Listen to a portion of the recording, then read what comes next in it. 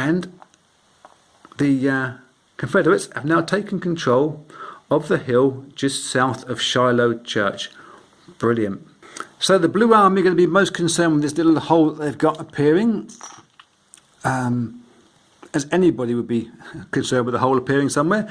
We could be thinking about moving this unit back up to here, but that'll leave a hole down here. We've got to keep moving units probably southwards, slightly against what we thought initially in this game. But getting this hillside south of Shiloh Church has been quite important. Let's roll the 2 blue orders for the Union Army, a 1 and a 2. That's not too terrible. It means they get to draw a card. It brings them 1 card closer to Grant's return, a retreat order, and they get to fire their artillery. It's a shame they haven't got a movement order on it. We could use this fallback card, take an extra move order, which we might have to do that now, I think, because a retreat would mean moving units back towards Pittsburgh, leaving big holes down here. So I think we could use the move order to move a unit into here or 2 units into here and try and grab this hill back. That's a possibility. If it fails, however, it won't be too terrible because we've got quite a large lump of units in here. I think what we'll do is we're going to, without using the artillery card just yet, because again we want to hang on to get more fire cards really. Although no time like the present. Let's use our artillery card. We get 2 dice to hit, and the artillery hits on 5s or 6s. We're going to put 2 shots from Shiloh Church into this hill, back into this hill. Try to grab that bit of ground back. Oh, we've got a hit. Artillery, move back on a 1 to 5, which is a 1. So 1 of these units must retreat back towards roads to Corinth, which is just over here. 1 of these guys has to bug out. Now, do we move the veteran who can defend with 1 extra dice,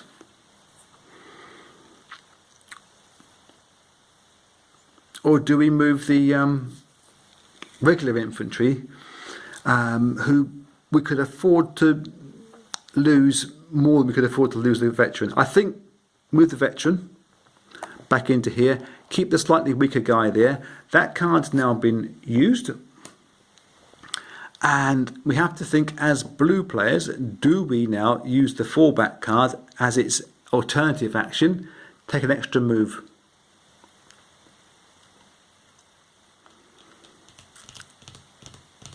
Thing is, if we move into here with one of our veterans, he could take damage from the 2 rolls these guys get, and he's not going to be that much stronger after the attack. It's going to be kind of trading blows for weak units each of the times. I think it's probably better if we use that as a movement order. We can move 1 unit up into here on the hill via this border. This border here, no markings, only 1 unit goes through. And if we initially stick the stronger veteran unit up there, at least we do have a certain amount of strength running up on this western border. That's the fallback card then been used. That is the end of the Union turn. Let me have a cough and get back to you with the greys. It's not your video, it's my voice. Okay, we're on to the grey turn again. We need our 4 dice for our grey orders. And we've got 2 4s and a 5. Move them down. We have a 3, which is a fire order, 2 4s, which are movement orders, and a 5, which is a movement order as well. That's quite good. That's probably better than we could have asked for before, because I said to you that the grey start wasn't that good. That's going to allow us to move units back up into here to the top of this hill south of Shiloh Church. We could use some units into here to start knocking this very southern path open, and again causing more of these Union troops to come down south away from their strong knot that they've got up here. So let's have a little think about what we do with this. Because we got it's a zero border anyway, so it can only move one unit into there with one movement order. And the other dice was a 3, which was a fire order. So try to establish some damage down here. What we're going to do, we're going to use the artillery card, which gives us 2 dice, and use this fire order into here. So artillery will be firing into this space from this space. We're looking at 5s and 6s. We missed again. Our artillery is rubbish at the moment. So let's have our artillery card used up. We still have our 3 orders for movement that we can use. We're going to use 1 movement order to move a veteran cavalry up onto the hill, veteran infantry up onto the hill, and 1 more damaged infantry up to there. So we've got a bit of a stronger base now. Okay, some of them have been damaged, but it's a bit stronger. That's 2 orders used up, and the last order that we're going to use up for movement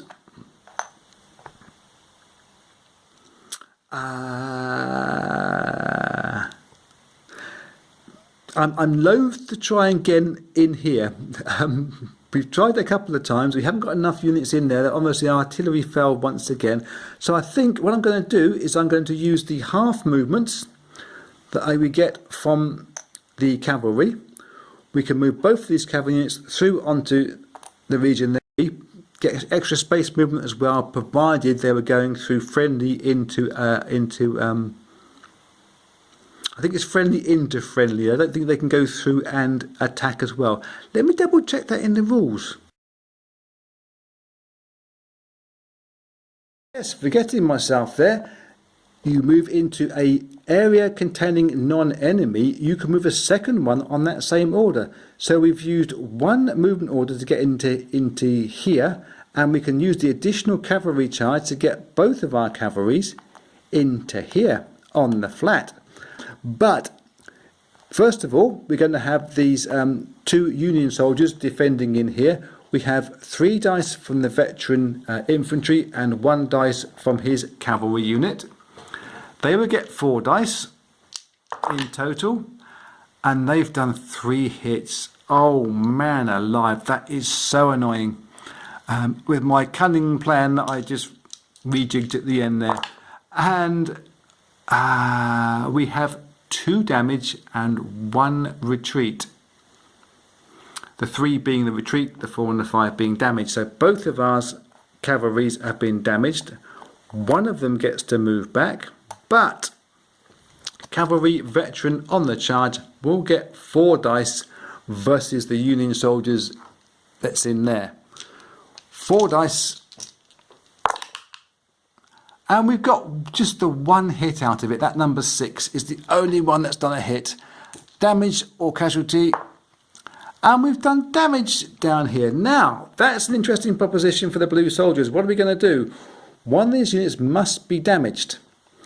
If we take it on the veteran, we weaken him severely. I think we're going to take damage on your already damaged cavalry unit that's in there, which means it is lost. It is done. It is deceased. It is no more. This cavalry unit has to retreat because we didn't take the area. This is proving us, for a flat land without any defensive bonuses, it's proving stubborn. Nothing has changed apart from strengthening some stacks. 2 blue dice for the Union Army. They get a 6 and a 1 order, which gives them 2 cards. 1 being a card anyway, 6 being a leader. No leaders, they must get a card. So 2 cards to draw. 1 is artillery, adding them extra hit dice, and 1 is a morale check. Can be quite useful as an attacker. It's not really good as a defender's card. In fact, I don't think you really can use it as a defender's card if you read the rule book.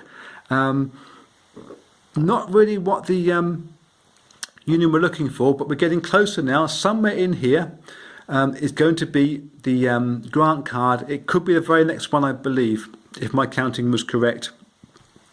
Not that I was counting cards, but it's somewhere in the next pack of 5 cards, so it should be in there, we believe.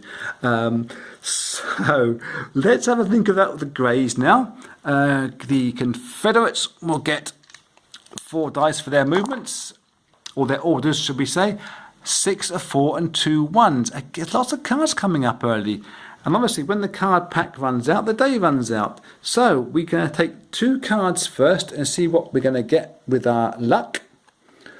Another lost order. We might be using them pretty quickly now. And a second card is going to be an extra move, an additional move card. That could be quite handy. We now have 2 dice left. We have a leader's card and a movement card. And I think we're going to pursue this southern battle. I really want to get in here and do some damage to this guy here. He's being rather pesky. So we will use a leader in here. Can move 2 units across the border. That will be 1. That will be 2. And I'm hoping that between all those dice there, that will be enough to finally smash this guy out of the ground. There will be plenty more dice than we can roll, so there's no point in using any other cards apart from maybe a retreat order at the end of the battle. We will see what happens there. And the other one was going to be a move. I think we're going to get these guys here, moving them a little bit further forward.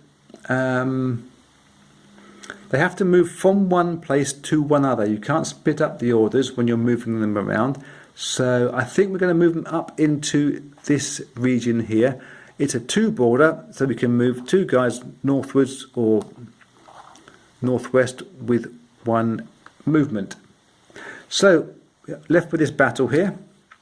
The veteran infantry for the Unions, they get 3 dice to defend with. And they have entirely missed. Hooray, says the Confederates. They have got guys on the charge here. Once again, it's those two cavalries. So maximum of 6 dice get rolled no matter what happens here. And I'm seeing 4 hits. Oh, that guy is going to go somewhere no matter what happens. Excuse me again. Bit of that hay fever causing me a cough today. So these are the casualty dice. We have 3 damage been inflicted and 1 retreat. Well, you can't inflict 3 damage and 1 retreat on this guy. We have absolutely smashed him. 1 damage does that. 1 damage removes him. Oh, that was nasty, but timely. Finally, we got in there. We've now got this flat area. We've now got a couple of fast-moving cavalry units which can come through here, that can come up this southwestern side, up from Cornwall, and perhaps make the breakthrough. If it gets to Pittsburgh Landing before the end of the turn, that's going to be important. If it gets to the extra hill with a star on it, there's 1 hill here with a star, 1 here with a star, and 1 here with a star. These are tactical points. If you hold all 3 of them by the end of day number 1, then the Confederates will win the game. So Blues now must think of that fast retreat back around, setting some areas up, setting some traps up here, and grabbing some of these hills and trying to keep this central ground not too open. It's a shuffling exercise next, so let me think very long and very hard about the Blues and get back to you when we start to roll their dice. It is the Blues' turn. Before we do that, this card's to remind me that we were over the number of cards here. 5 cards is the maximum. we're going to lose one of these retreat cards from the Confederate Army's deck. That's what we got on the last turn. Should have done that before ending that turn, but we're going to do the Blues turn. The Blues get their 2 order dice, but look out, we've got an idea. That's what we were afraid of as Confederate soldiers. 2 dice saying movement orders. That goes down there. They can start moving and filling back in again. The Confederate Army said, oh no you don't, we're going to play these 2 cards, lost orders. After your opponent rolls for orders, force him to discard 1 die result of your choice. We're using up both of these cards, we're negating both of these movement orders. It was kind of preordained that if there was going to be movement, we were going to stop them from doing that. That is the end of the Blues turn. There's nothing else that they can do with their cards. It's given the impetus back to the Greys. Let's get their dice up and going. 4 of them. 2 2s, a 4 and a 5. 2 2s, they must be ballerinas. So 2 2s is firepower. It's the artillery firing in the abstract way. Okay, odd edit, odd kind of cut there. I just heard the death rattle of the bing bong from this here mobile phony device and realised we were out of battery power. But we haven't done anything different. We've got the 2 move orders, a 4 and a 5, and 2 fire orders. So I think, being as though we've done that previous order of I'm trying to remind myself what happened here. The previous order of denying those Union guys any movement. Let's capitalise on that. Let's try and put the squeeze on and coming through this way. I'm not entirely sure what we're going to do just yet, but I think if we use our firepower card, our artillery cards, we can get 2 shots into here. You can only fire into adjacent regions, and you can only fire from one region once per turn. So we can get 2 dice into here. We are looking at scoring 5s and 6s to hit. I've just thrown myself entirely with that battery going down. I'm going to have a problem lifting this up because I've got a battery pack attached to my camera. It might go a little bit wobbly, but then that is me being wobbly anyway. So 2 dice, and predictably they miss. Our artillery for the Confederate Army is particularly unreliable. What else can we do? We've got our 2 movement orders on the 4 and the 5. We can move units up into here. We can race horses. That's what I think I was trying to say to you. We could race our cavalry round here quite quickly. With 2 movement orders, they can move 1, 2 spaces. And again, 1, 2 on the second order, although you can't use the extra movement twice, from what I remember in the rules, and we will be getting way advanced to the rest of the party here. So I'm loath to move those injured cavalry units too far too quickly. But I like the idea of surrounding. If we can get units onto this territory here, we got a big lump of surround here, and we haven't yet picked up any of these morale cards that the Union guys have got, and they are quite strong if you're surrounding your enemy. So I think I'm going to use 2 movement orders. I'm just double thinking myself whether I should actually move up into this lump into the centre here, because obviously we've got good ground here. If we continue around here, yes, we're going to smash them. But if we get a distraction going and get this hill in the middle as well, I think I'm going to do that. We tried our artillery, it didn't work, but we've got a 2 movement space on this territory here. So with 2 movement orders, we can get 4 units up onto this hill. We get another hill, we're going to be in the box seat, I think, in looking down on Shiloh Church. So we're going to move an injured veteran in there with 1 other. And the second movement order, move 2 more units into there. We're going to get a big bash at this place. They have only got 4 dice in defence. You're going to have to trust me because I can't move this camera around very much because of my reach and my battery pack. So 4 dice for the defenders, and they have all missed. So Can, at the end of this little video, can these Confederate soldiers make use of the 6 dice that they're going to get this time? There's no point using the firepower card for the extra bit of smashing that it could do. 6 dice. Oh, I've got 3 hits. I'm seeing 2 5s, a 6, a 3 and 2 1s, which means 3 hits on these Union soldiers just east of Shiloh Church. So 3 dice. Casualties are 2 retreats and 1 damage. And being as though they're both, oh no, only 1's damaged already, okay. But 2 retreats, they both have to bug out of there, and 1 takes damage. So we're going to take the 1 damage on what was a strong Union guy. He's going to have to move out with his mate and go back up towards Pittsburgh Landing, which means at the end of this turn, hooray and hurrah, the Confederate army have grabbed that next hill along the line.